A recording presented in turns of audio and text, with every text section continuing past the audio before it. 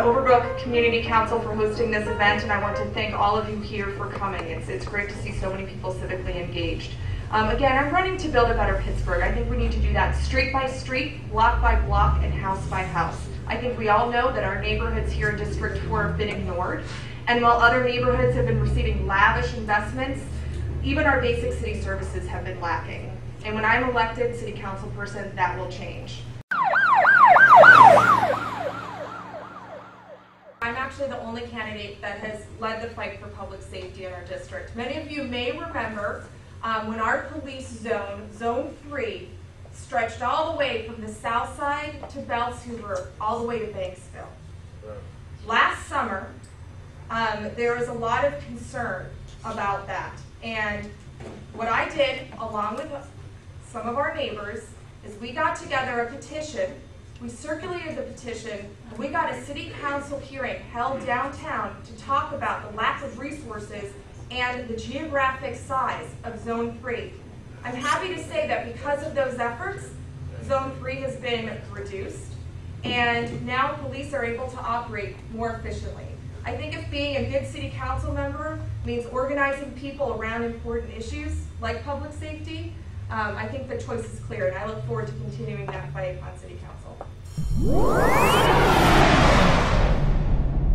lot of what's happening in our business districts needs to be looked at in terms of public safety. When there's a perception of disorder and chaos, that invites disorder and chaos, and it just continues.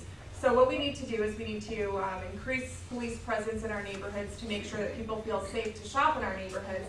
But what we also need to do is, again, we need to get our community groups on the same page so we actually start planning and figuring out what neighborhood or what types of businesses we'd like here. But we also need to work with other members of city council, with the mayor's office, and with other city agencies so they realize that people in District 4 have been voting with their feet for years because there's a lack of amenities. And that's a decreased tax base for the entire city. And that's a loss for our city. So we need to work with these agencies to invest here.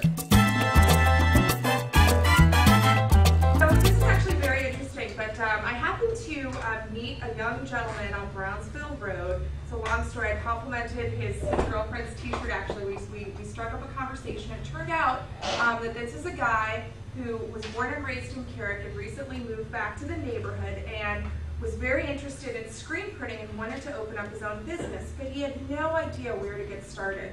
So we actually sat down and we had coffee. He's 25 years old. He actually is a veteran from the Iraq War, and he had no idea that there were so many opportunities available to him through the Small Business Administration and through local agencies that he could connect to and tap into. And now he's actually looking to rent property on Brownsville Road for a screen printing shop. So again, I think it's these personal connections. We actually take the time to sit down with people and say, there are so many resources out there. We're just, again, we're not connecting the dots because a lot of times people don't know that these types of things exist.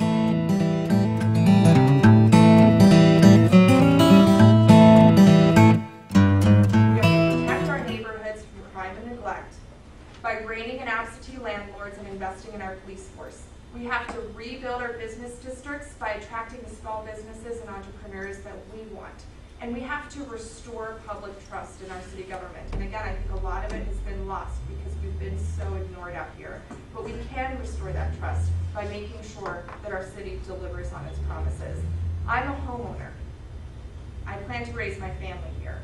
And from my front porch, I can see the good, the bad, and the ugly. And I know that there is so much good. That's why I will raise my family here. And I just want to say, it's very interesting, as part of my involvement with the Carrick Overbrook Historical Society, we actually found an article from November 1963 that talked about the 5188 bottleneck. So again, these problems have been going on for such a long time. So that's why I look forward to working with all of you in this room. So again, we have a strong voice on city council and on the state, so we can get